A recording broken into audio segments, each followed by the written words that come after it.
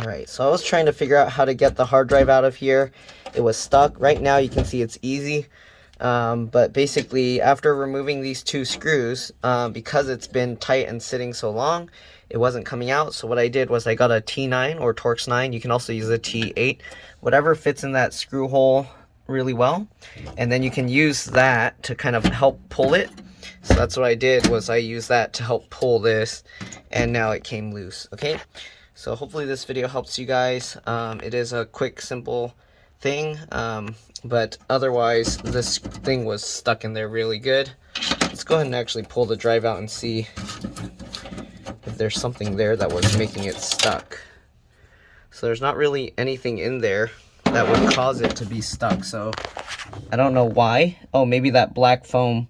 So that foam back there was actually stuck to the back of the hard drive here, and that's why it was hard to pull out. So I had to use, you can actually see the residue of that foam on the back. You can see it's like lighter colored.